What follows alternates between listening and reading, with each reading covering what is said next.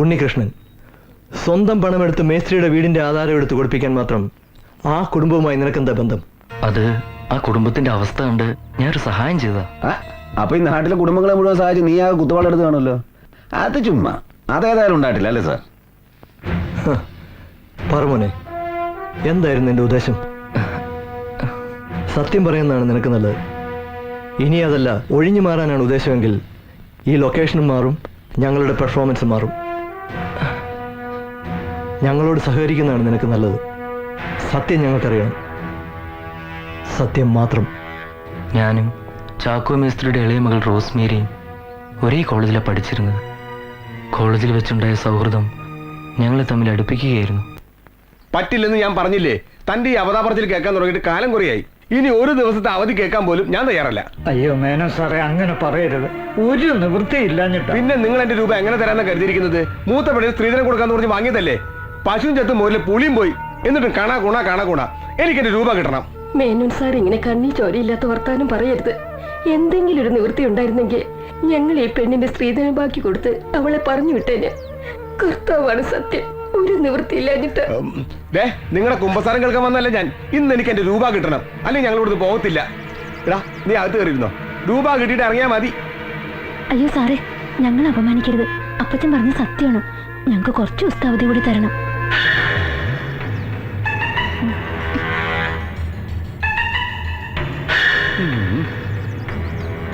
എടോ മേസ്ത്രി, സൗന്ദര്യവും വിദ്യാഭ്യാസമുള്ള രണ്ട് പെമ്പിള്ളേരല്ലേ ദൈവം തനിക്ക് തന്നിരിക്കുന്നത്.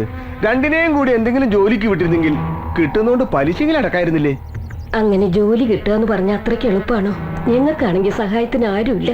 ആര് പറഞ്ഞു ആരുമില്ലെന്ന്? ഞാൻ ഇവിടെ തന്നെ ഉണ്ടായിരുന്നല്ലോ. എന്നോട് ഒരു വാക്ക് ചോദിച്ചാൽ നിങ്ങള് നാളെ തന്നെ മക്കളെ രണ്ടിനെ ഫൈനാൻസ് കമ്പനിയിലേക്ക് പറഞ്ഞു വിട്, ഞാൻ ജോലി കൊടുത്തോളാം. അത് നല്ല കാര്യം കേട്ടോ. പെങ്കൊച്ചങ്ങൾ മനസ്സ് വെച്ച് കുറച്ച് ഓവർ ടൈമും കൂടി നിന്നാല് പലിശ മാത്രമല്ല മുതലും കൂടി അങ്ങ് അടഞ്ഞു പോകും.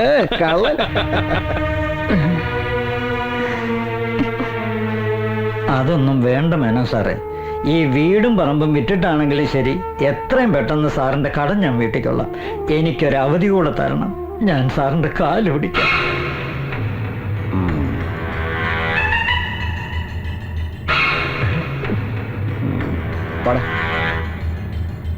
വീടും പറമ്പും വിൽക്കാതെ മറ്റു മാർഗമൊന്നുമില്ലേ? അയാളോട് ഇനി അവധി പറയാൻ പറ്റില്ല. വൃത്തികെട്ടവനാ അയാൾ. ഇനിയും വീട്ടിൽ വന്ന് ബഹളം ഉണ്ടാക്കിയാ ഇറങ്ങി കൊടുക്കേ നിവൃത്തിയുള്ളൂ. അതുമല്ല, ചേച്ചിക്ക് കൊടുക്കാനുള്ള സ്ത്രീധന ബാക്കി ഉടനെ കൊടുക്കുകയും വേണം. അല്ലെങ്കിൽ എന്റെ ചേച്ചിയുടെ ജീവിതം. താനതൊന്നും ആലോചിച്ച് ടെൻഷൻ അടിക്കാതെ എല്ലാത്തിനും വഴിയുണ്ടാക്കാം. തൽക്കാലം നമുക്ക് ഗായത്രി ഫൈനാൻസ് ഡോക്യുമെന്റ്സ് എടുത്ത് വേറെ ഏതെങ്കിലും ബാങ്കിൽ വെച്ച് പൈസ കുറച്ച് കൂടുതൽ ആവശ്യപ്പെട്ട് നോക്കാം. കിട്ടുവാണെങ്കിൽ ഉള്ളത് നമുക്ക് ചേച്ചിയുടെ വീട്ടുകാർക്ക് കൊടുക്കാം. അതെങ്ങനെയാ? അവിടുന്ന് ആധാരം എടുപ്പിക്കാൻ പൈസ വേണ്ടേ? അതിനൊക്കെ വഴിയുണ്ട്. തൽക്കാലത്തേക്ക് ഒരു തിരുമറിക്കായി കുറച്ച് പണം കണ്ടെത്താൻ എന്നെ കൊണ്ടും പറ്റുള്ളൂ. അയ്യോ, അതൊന്നും വേണ്ട. അപ്പച്ചൻ ഒട്ടും സമ്മതിക്കത്തില്ല.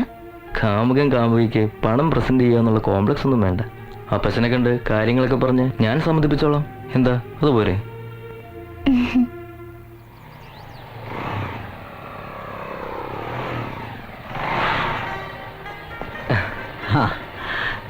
മോൻ ഏതായാലും ഇപ്പൊ വന്നത് നന്നായി.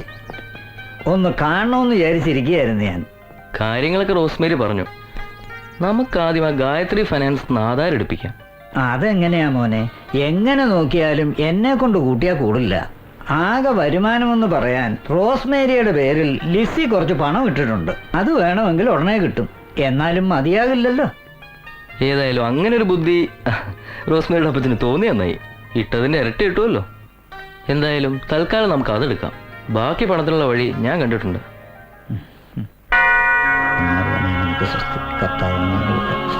അനുഗ്രഹിക്കപ്പെട്ടവളാകുന്നു.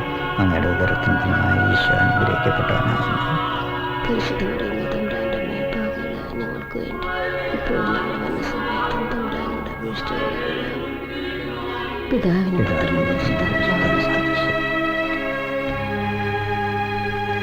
ഈശോമിശിഹായ്ക്ക് സ്തുതിയായിരിക്കട്ടെ. ഈശോമിശിഹായ്ക്ക് സ്തുതിയായിരിക്കട്ടെ. ഇപ്പോഴും എപ്പോഴും സ്തുതിയായിരിക്കട്ടെ. എന്തായി കാര്യങ്ങളൊക്കെ? ജോണിക്കുട്ടിയുടെ പ്രശ്നങ്ങളൊക്കെ പരിഹരിച്ചോ? ഒക്കെ തമ്പുരാൻ വിചാരിച്ച ശരിയാവും വെച്ചു. അതിനു വേണ്ടിയുള്ള ശ്രമത്തിലാണ് ഞങ്ങള്. കഴിഞ്ഞ വർഷം ഇവളുടെ പേരിൽ ലിസി കുറച്ച് പണം ഇട്ടിരുന്നു. അതിപ്പോ തിരിച്ചു കിട്ടുവച്ചോ? അത് നന്നായി.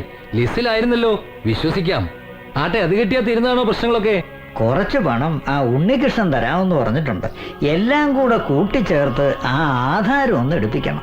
എന്നിട്ട് പിന്നെ എന്താണെന്ന് വെച്ചാ ഒരു വഴി നോക്കണം വെച്ചു. ഒക്കെ ശരിയാവിടൂ. കർത്താവ് നിനക്ക് നല്ലതേ വരുത്തൂ. അച്ഛൻ ഞങ്ങൾക്ക് വേണ്ടി ഒന്ന് പ്രാർത്ഥിക്കണം. തീർച്ചയായും. എന്നാ വരട്ടെ അച്ഛൻ. ആട്ടെ. ശരി അച്ഛൻ.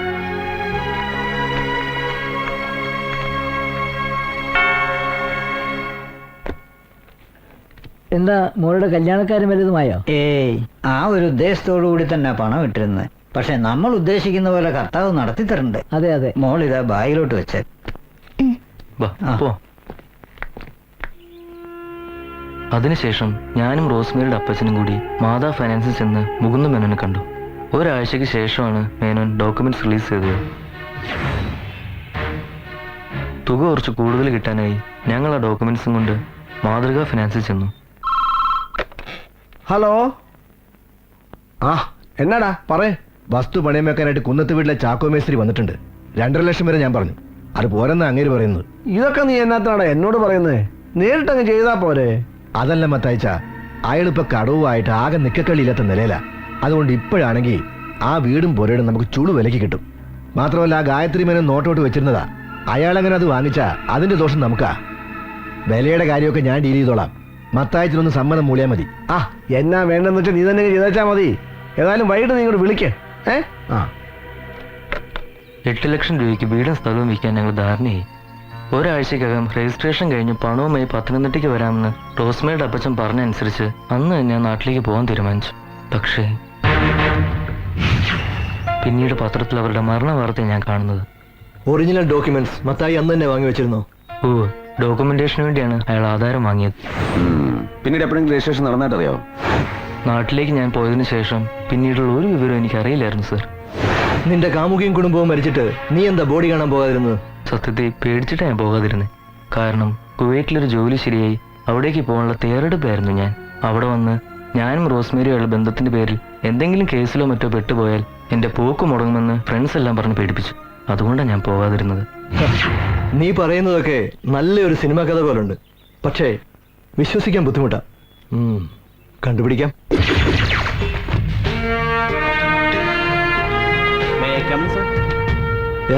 സാർ, ഞാൻ ലിസ്റ്റിൽ പോയി അന്വേഷിച്ചു. ചാക്കോ മേസ്ത്രി അവിടെ പണമിട്ട കാര്യം ശരി തന്നെയാണ്. മുഴുവൻ തുക ഇരട്ടിയായി കൈപ്പറ്റിയ രേഖയുമുണ്ട്. ലിസ്റ്റിലേതായതുകൊണ്ട് ആ രേഖകളെ നമുക്ക് അവിശ്വസിക്കേണ്ട കാര്യമില്ല. പക്ഷെ എനിക്കറിയേണ്ടത് പണമിട്ടിരുന്നത് ആ ഇളയ പെൺകുട്ടിയുടെ പേരിലാണോ എന്നുള്ളതാണ്. അത് ശരിയാണ് സാർ. Okay sir. സാർ, കാര്യങ്ങളൊക്കെ നമ്മൾ വിചാരിച്ച പോലെ അല്ലല്ലോ പോകുന്നത്. അവിചാരിതമായി ചെന്നെത്തുന്ന റൂട്ടുകളും നമ്മൾ ഫോളോ ചെയ്തല്ലേ പറ്റൂ. അവൻ പറഞ്ഞതൊക്കെ പൂർണ്ണമായും സത്യമാണെന്ന് നൗഷാദിന് തോന്നുന്നുണ്ടോ? അങ്ങനെ വ്യക്തമായൊന്നും പറയാൻ കഴിയുന്നില്ലെങ്കിലും കേട്ടെടുത്തോളം മത്തായി സംശയിക്കേണ്ടിയിരിക്കുന്നു സാർ. അയാളാണെങ്കിൽ സൊസൈറ്റി വളരെ ക്ലീൻ ഇമേജും പള്ളിക്കും പട്ടക്കാർക്കും വേണ്ടപ്പെട്ടവനും പരസഹായിയുമാണ്. ആ നിലയ്ക്ക് നോ നോ നോ നോ ഇൻവെസ്റ്റിഗേഷനിൽ ഇമേജിനോ വ്യക്തിബന്ധങ്ങൾക്കോ ഒന്നും സ്ഥാനമില്ല. ഒരിക്കൽ ജനങ്ങൾ പൂവിട്ട് പൂജിച്ച പല പകൽമാന്യന്മാരും പിന്നീട് പല ക്രൂരകൃത്യങ്ങൾക്കും അകത്തായിട്ടുണ്ട്. അപ്പോ സാർ പറഞ്ഞു വരുന്നത് നമ്മളൊരു പുതിയ ചാപ്റ്റർ ആരംഭിക്കുന്നു. ഇടമറ്റം മത്തായിൽ നിന്ന്.